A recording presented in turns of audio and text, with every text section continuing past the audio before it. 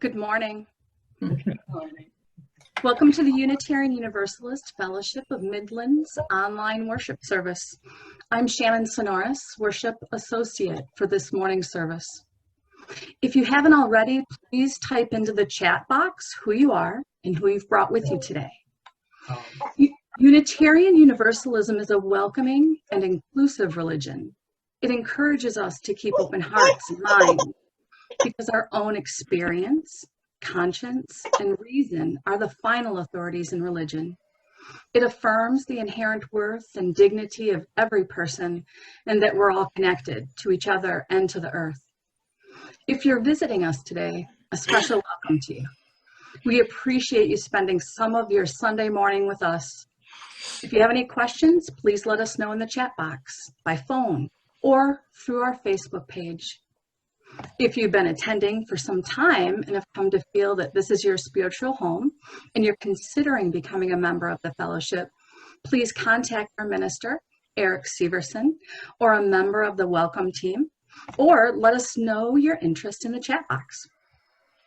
If you have a chalice or a candle at home and would like to join in our chalice lighting remotely, now would be a good time to get that ready. We will be including joys and sorrows this morning as we normally do during the service. You will want to find the participant icon to raise your hand for that. The participant icon's at the bottom of your screen. Most of the time you have to hover over it. And we will move on now to announcements. You'll see them on your screen. If you have children or grandchildren who would like to participate, online religious education sessions will be today and future Sundays at 1 p.m. The Zoom invitation will be posted in the UUFOM Parent Circle Facebook group. Email DRE Heather at uufom.org for more information. Next week's service will be Strength and Diversity, led by Heather Cleland Host and Eric Severson. Join us for an unusual flower communion service. We will celebrate the earth's natural beauty, our own great diversity, and the courage it takes to live and fight for sacred ideals. If you haven't yet sent in a photo for our flower communion, remember that's next week, or RE Sunday, and that's the week after that, 6/14, there's still time. Send them or any questions to DRE Heather at uufom.org as soon as possible. Watch your email for more announcements in our Candle Flame newsletter on Tuesdays and Saturdays. Email office@uufom.org to subscribe, or if you have an item to submit. If you have a candle or a chalice at home and would like to light it now, please do so. Please join in reading our chalice lighting words today, titled Chalice Lighting for Challenging Times by the Reverend Lisa Doge.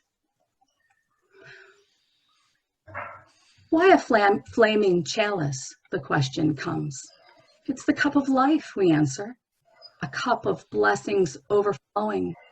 A cup of water to quench our spirit thirst. A cup of wine for celebration and dedication. The flame of truth, the fire of purification. Oil for anointing, healing. Out of chaos, fear and horror, thus was the symbol crafted a generation ago. So may it be for us in these days of uncertainty, sorrow, and rage, and a light to warm our souls and guide us home.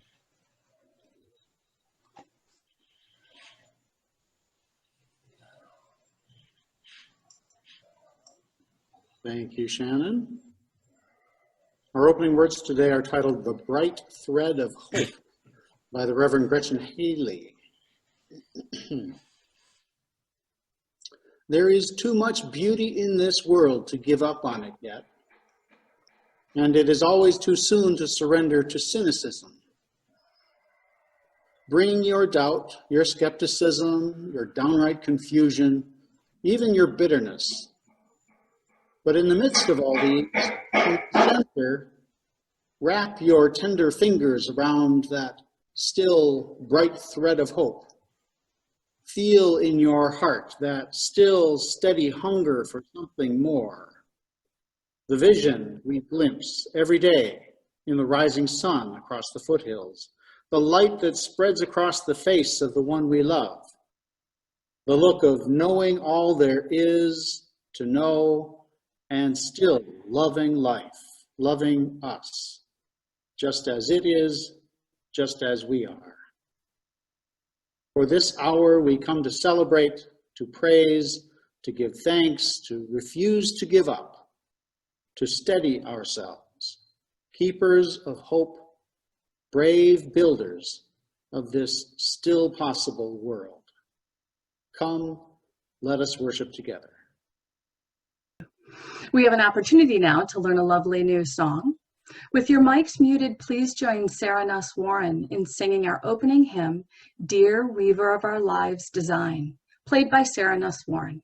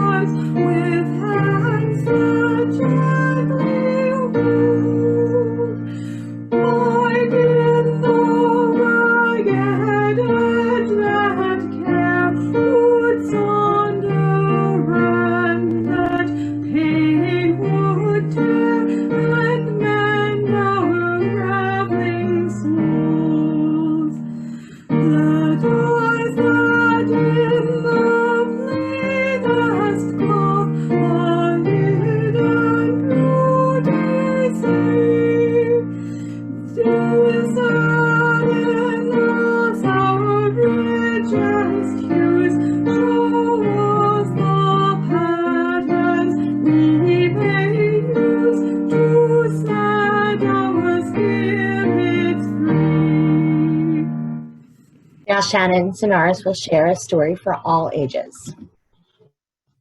Thank you, Wendy. Our story today is Extra Yarn by Mac Bennett, illustrated by John Klassen.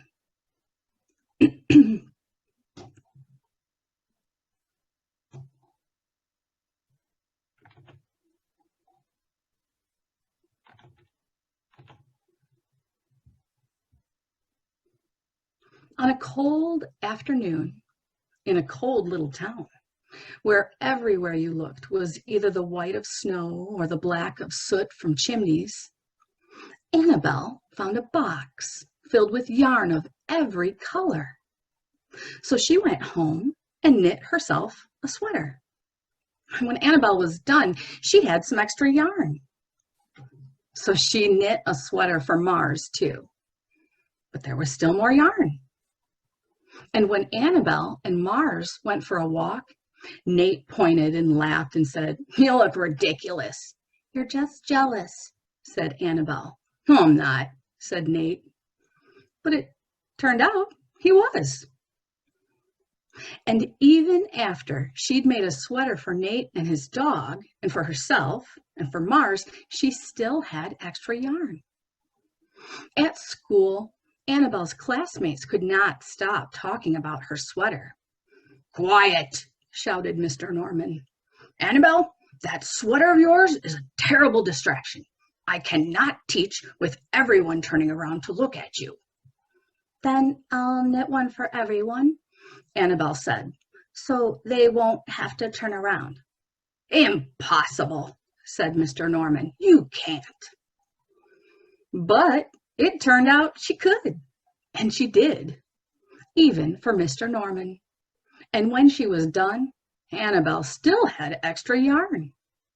So she knit one for her mom and dad, and for Mr. Enright, and for Mrs. French, and for Dr. Cook, and for little Maple. She made sweaters for everyone except Mr. Nakamura, who never wore sweaters or even long pants and who would stand in his shorts with snow up to his knees. "No sweater for me, thanks," said Mr. Nakamura. So she made Mr. Nakamura a hat. And even then, Annabelle had extra yarn. So she made sweaters for all the dogs and all the cats and for other animals too. People thought soon Annabelle will run out of yarn. But it turned out she didn't. So Annabelle made sweaters for things that didn't even wear sweaters. Things began to change in that little town. News spread of this remarkable girl who never ran out of yarn, and people came to visit from around the world to see all the sweaters and to shake Annabelle's hand. One day, an archduke who was very fond of clothes sailed across the sea and demanded to see Annabelle. "Little girl," said the archduke, "I would like to buy that miraculous box of yarn, and I am willing to offer you $1,000,000. "No, thank you," said Annabelle, who was knitting a sweater for a pickup truck. The archduke's mustache twitched. $2,000,000, he said. Annabelle shook her head. "No, thanks." $10,000,000, shouted the archduke. "Take it or leave it." "Leave it," said Annabelle. "I won't sell the yarn." And she didn't. So that night, the archduke hired 3 robbers to break into Annabelle's house, and they stole the box. They took it to the archduke, who set off across the snow and sailed over the sea, back to his castle. The archduke put on his favorite song and sat in his best chair. Then he took out the box, and he lifted its lid and looked inside. His mustache quivered, it shivered, it trembled. The archduke hurled the box out of the window and shouted, "Little girl, I curse you with my family's curse. You will never be happy again." But it turned out she was.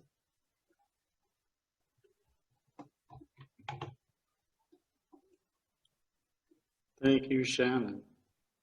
Thank you to Heather Cleveland Host for finding that beautiful story.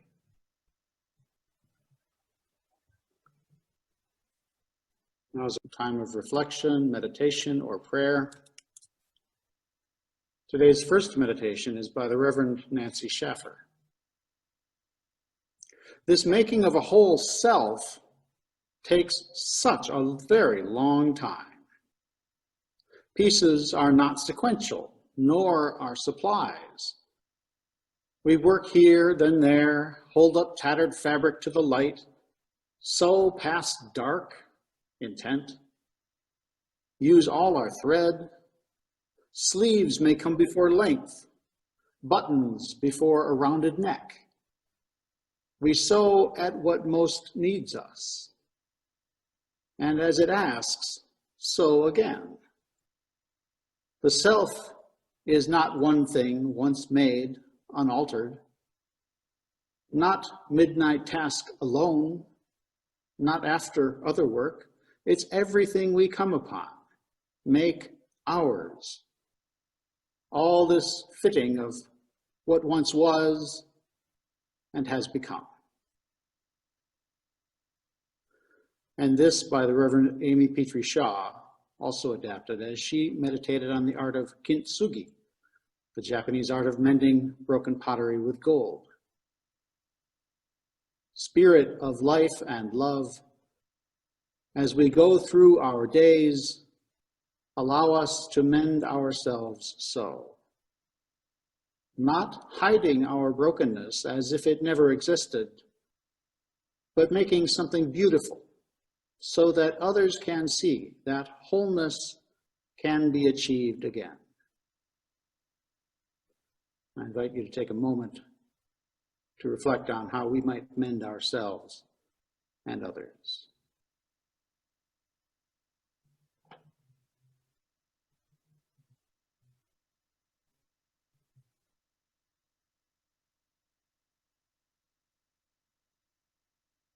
Blessed be. and Shannon will share our reading for today. Thank you, Eric. Our reading today is an essay titled Choose to Bless the World by the Reverend Dr. Rebecca Parker. Your gifts, whatever you discover them to be, can be used to bless or curse the world.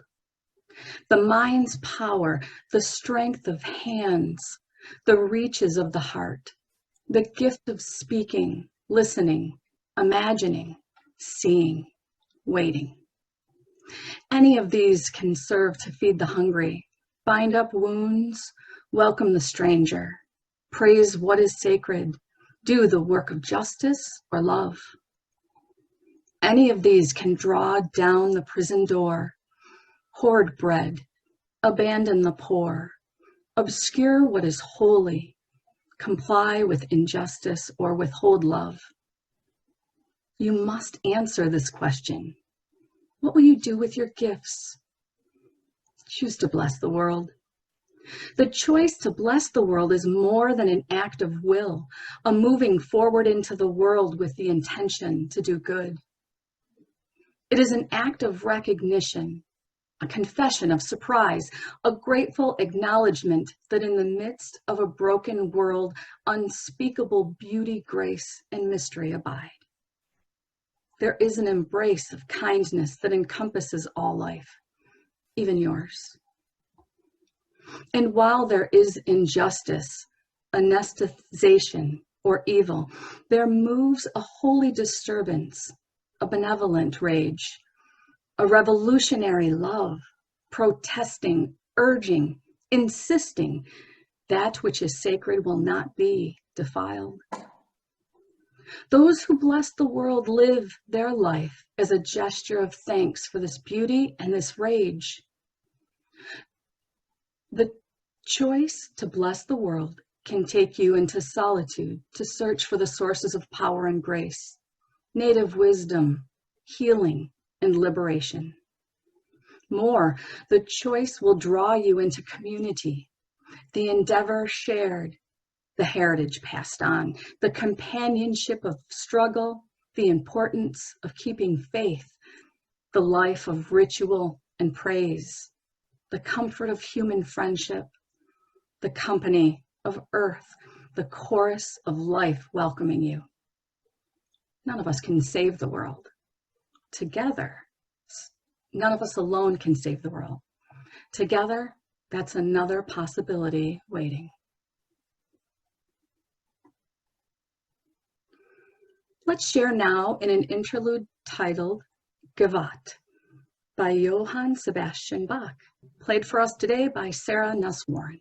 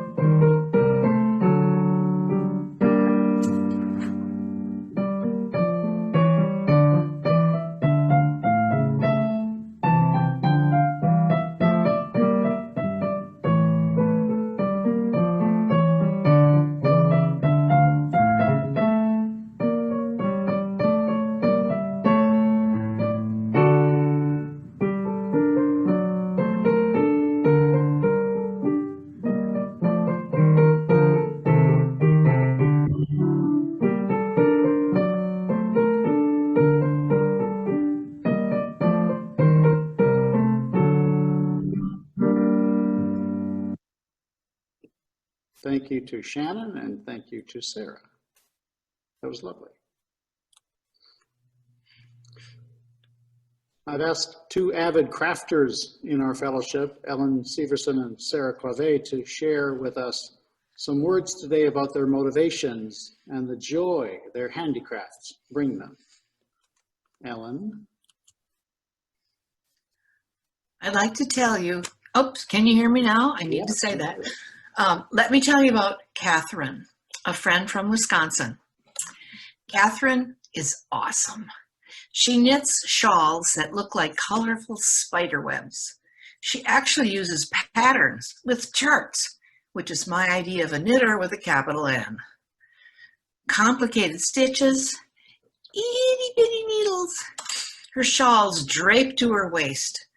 They ripple when she walks by.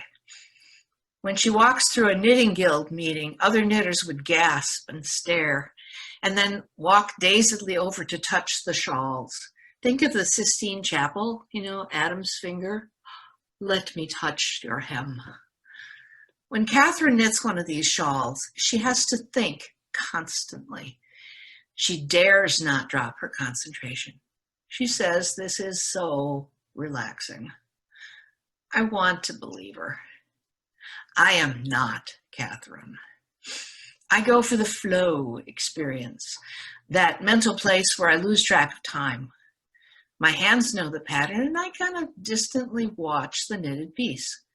I usually knit with variegated yarn because I like to watch the colors change, and I have maybe a half dozen patterns I stick with. Once in a while, I attempt a new pattern. The first time through a pattern, I will talk to myself, swear, lose my place, ravel, reknit, forget a pattern, repeat, start over. And usually I'll promise myself never to make this stupid pattern again. From now on, I'm making dishcloths. I am not a natural born knitter. I am not Catherine. I suffer the first time I make anything. Then when the piece is done, about 400 years later, and the process is in my head, and if I like the product, I'll knit a half dozen more in different yarns. I will be happy again because I'm in my flow experience. I'll make a bunch and save them for giving away. Besides the meditative aspect of knitting, I love giving crafted items away, especially when people haven't been expecting it. One pair of adult socks made with fingering weight yarn and those skinny little size 1 needles has 30 to 35,000 stitches. I'm not aware of those thousands of stitches. I'm in my flow experience. I'm in that mental place where I'm probably unaware of people or air. Some of you have realized by now that I can be a little obsessive. I'm the one who made 102 pairs of itty bitty mittens to hang on the fellowship Christmas tree. And because I'm obsessive, I know it's 102 pairs and not about 100. Making someone's cat happy with a new mouse makes me happy too. I'm the one who knitted catnip mice and stuffed them in my university department's mailboxes one Christmas, because if you're going to make one catnip mouse, you might as well make a couple hundred more. Giving someone a baby sweater makes me part of the process of welcoming a new person into the world. Giving someone a pair of wool socks means that person will experience truly warm feet, which around here is a religious experience. Socks are practical. Knitting is practical. It's tangible. I'm that person who gave up on math when we hit imaginary numbers. I need tangible. Like Picasso, I have had numerous artistic periods. Sometimes it's not knitting. Like many of us, I'm in a mask sewing period right now. One year, I got seriously into crocheting rugs out of fabric strips, which is probably why I have so much fabric right now to make masks. Then there was my Afghan period, my felted oven mitt period, and the period of knitted hats. Remember the LGBTQ Love Teams collection for the Ruth Ellis Center near Detroit early this year? That made me so happy. Knit, knit, knit, knit, knit, knit, knit. I'm in the flow experience. Oh my God, look, a hat. Way back when my now adult child, and I know you're listening, was a toddler, I became enmeshed with a blanket pattern that involved crocheting 1-inch circles. Note, figure 1, 900 circles for one twin-sized bed. I made the circles called motifs from small balls of waste yarn that I would buy at resale shops. Excuse me. I'd make one motif, tuck it in a plastic cauldron I had, and I'd make another and another and another. Eventually, I would crochet the motifs into a blanket, and I would donate the blanket to the local women's shelter. They would be tickled, and so would I, even though I never met any of the people who received blankets. That part didn't matter. My handmade stuff was out there in the world, keeping people warm, and keeping me warm too. I want to close with a yarn story that has become part of Severson family lore, all caps. Our living room always had that plastic cauldron filled with hundreds of crocheted motifs. Once, when Jo was 2 or 3, I was in another room and I heard her voice. "Snow!" she was calling. "Snow!" And lots of giggling, some of it in a baritone that I was pretty sure wasn't Jo. Even for Wisconsin, it was definitely not snow weather.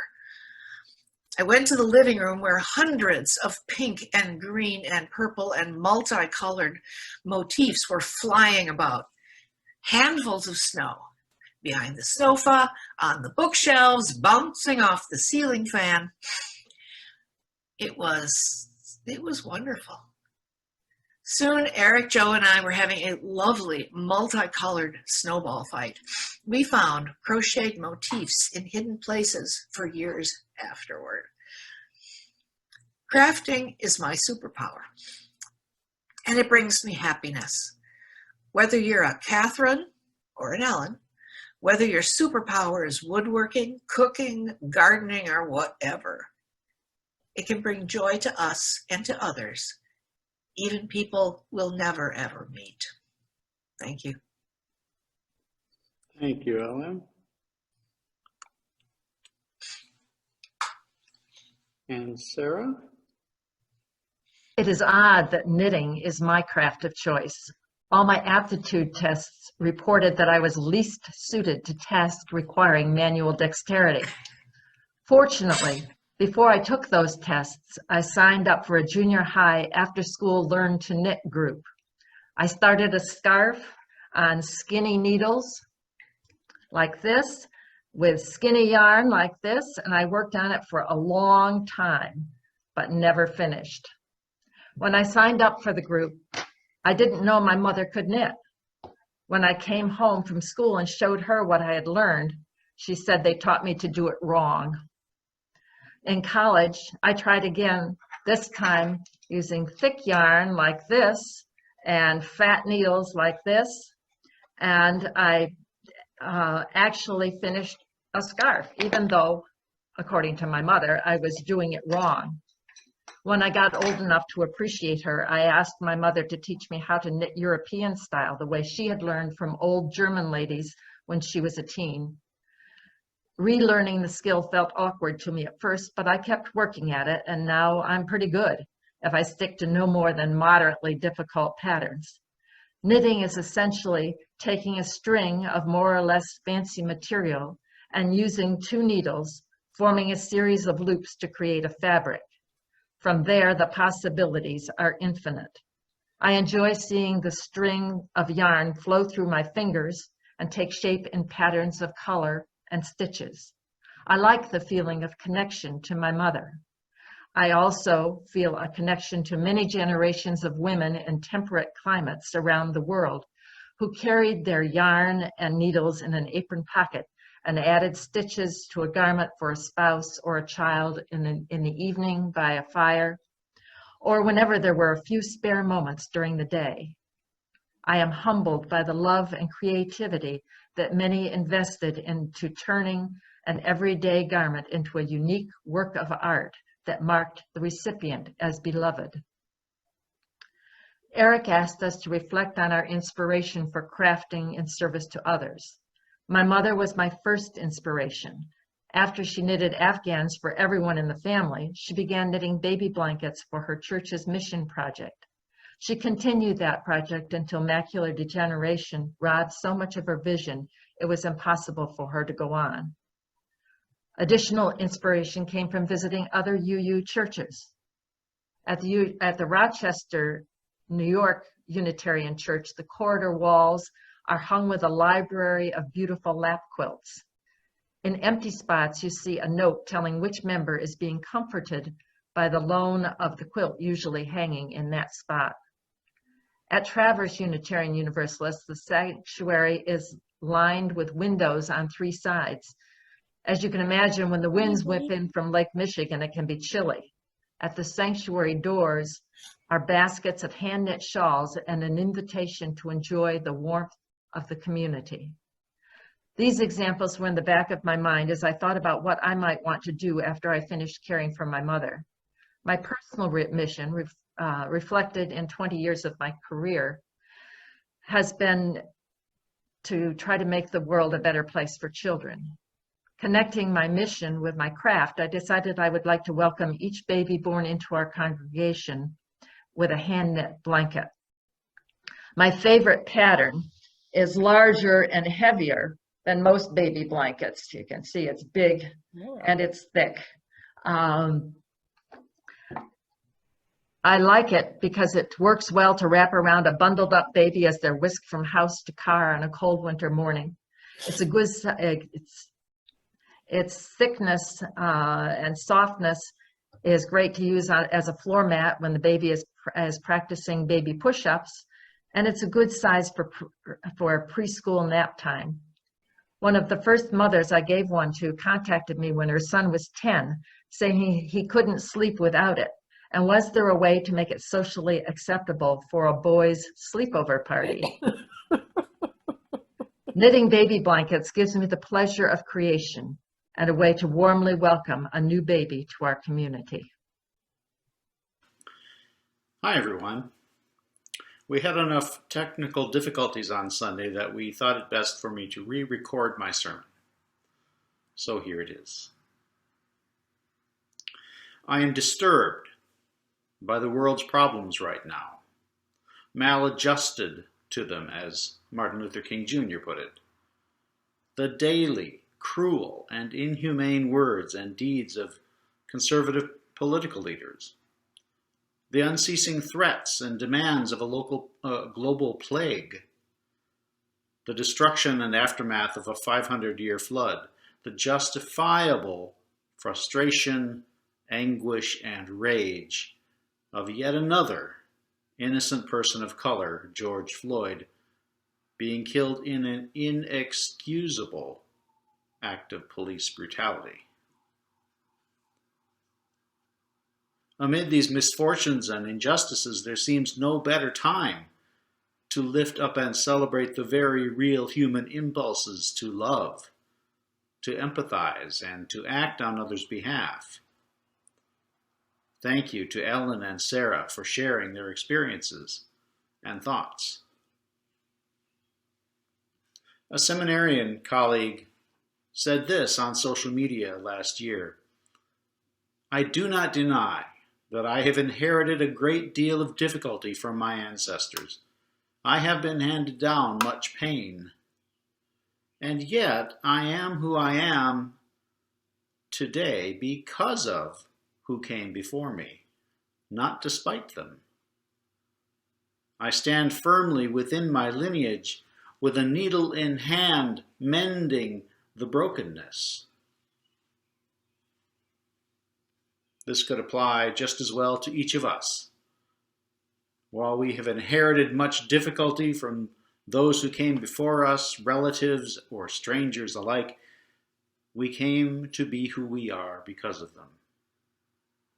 Firmly rooted in our lineages, our individual and shared histories, we are strong enough together to face whatever comes. Standing here, with sewing or knitting needles in our hands, mending the brokenness that we discover. The Reverends Nancy Schaffer and Amy Shaw spoke too of mending our brokenness, of how making a whole self takes such a very long time. Not mending in ways that hide our flaws and scars, but in ways that instead make them something beautiful, so that others can see that wholeness can be achieved again. So it may be with the brokenness of our world. The Reverend Christian Haley wrote, "There is too much beauty in this world to give up on it yet. It's too soon to surrender to cynicism. Instead, as we witness the brokenness around us," she wrote, "let us wrap our fingers around that still bright thread of hope that lies at our center. Let us feel in our hearts that still, steady hunger for something more.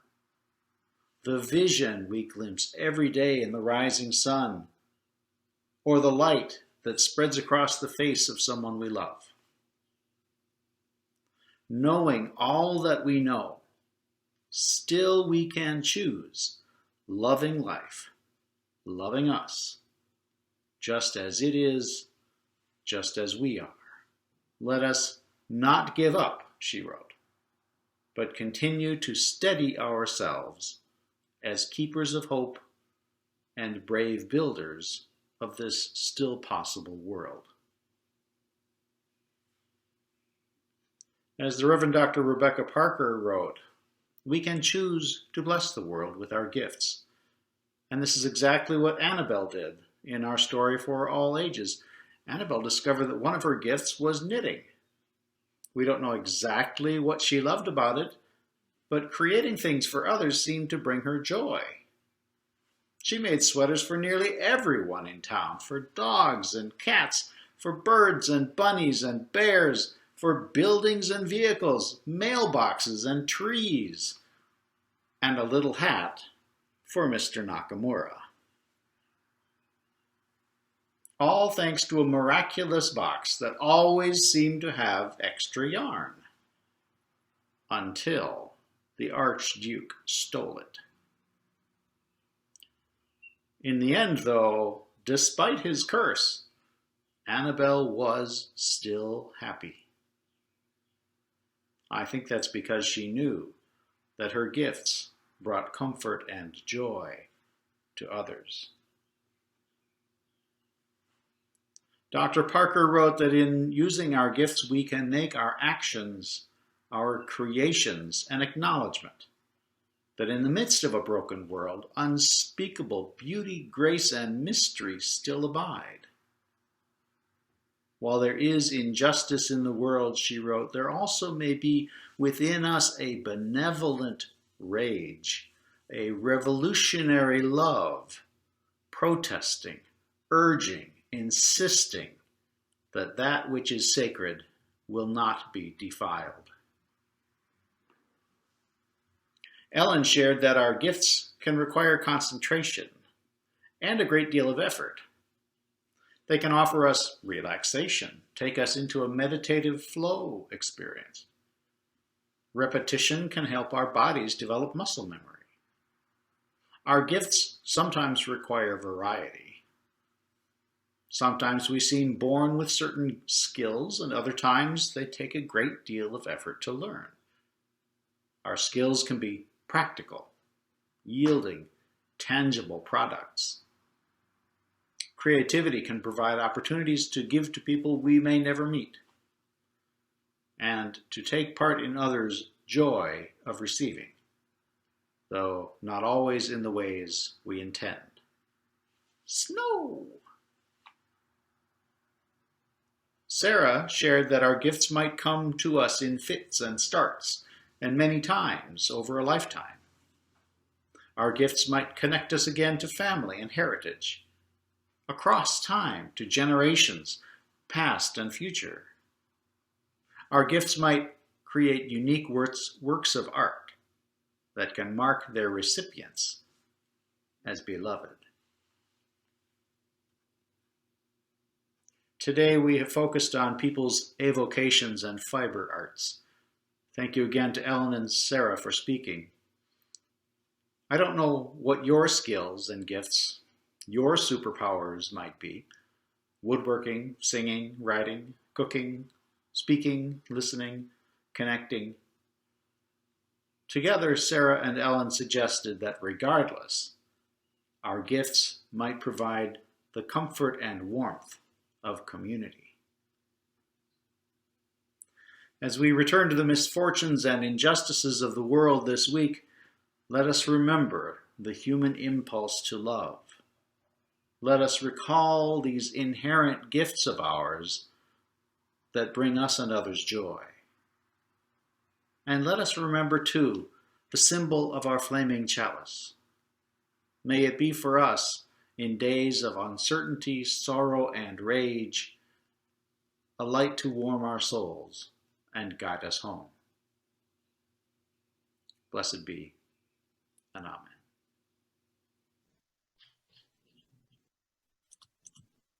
We affirm the work of this fellowship and its mission through our financial contributions. We continue to rely on you paying your pledges and providing what you would otherwise drop in the collection plate. While our in-person activities may be suspended, our staff continue working hard to provide the services we need. They and the bills still need to be paid. Please give as generously as you can, and may what you give bring you joy. Please take this time to write a check if you wish and mail it to the fellowship at 6220 Jefferson Avenue, Midland, Michigan, 48640. To donate online, please stay after the service for instructions. Another option is to set up bank auto pay, which can be arranged by asking our treasurer, Vicki, for the UUFOM checking account number and then having your bank set up a regular payment from your account. Thank you for your generosity.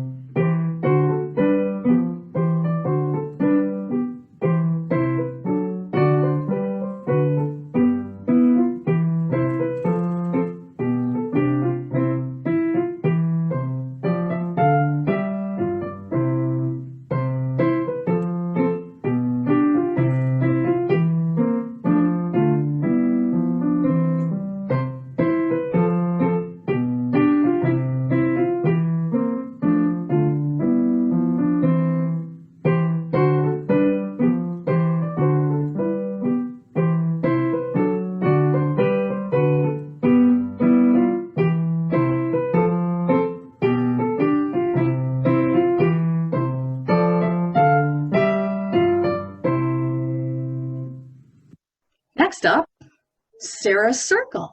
Thanks to Sarah and us Warren. Let's give that a shot.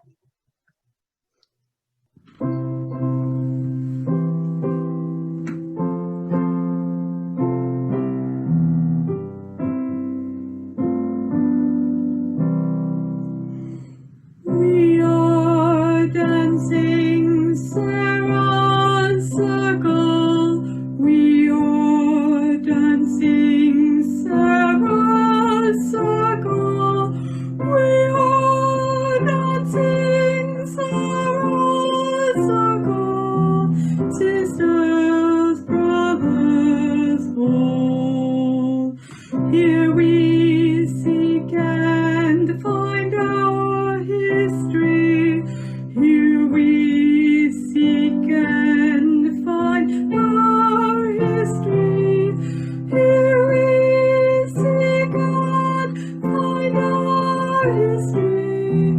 Sisters, brothers, all. We will all do our own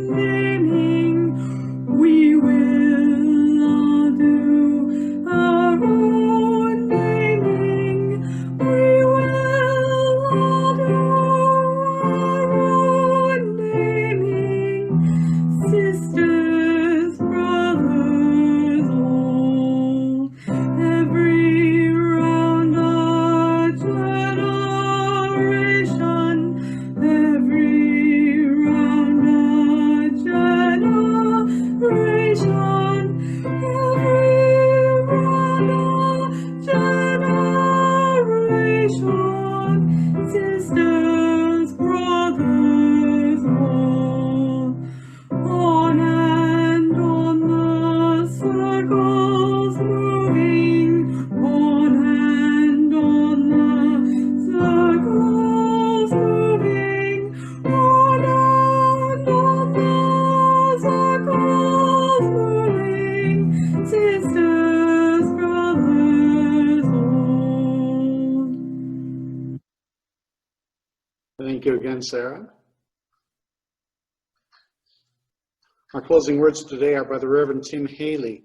We walk this earth but a brief moment in time. Amid our suffering and pain, however great or small, let us continue to learn how to celebrate life. Let us continue to grow in our capacity to love ourselves and each other. And let us continue to move toward the goal of a just world community. Go this day in a renewed spirit of peace and hope, and with the wisdom to greet the new week. Blessed be. Thank you to everyone who helped make this service possible today, particularly given the challenges. And thank you all for joining us today. If you stay to chat, great. If you need to go, we understand. Whatever you may encounter in the coming week, please know that the love of this community goes with you. Until we're together again, many blessings.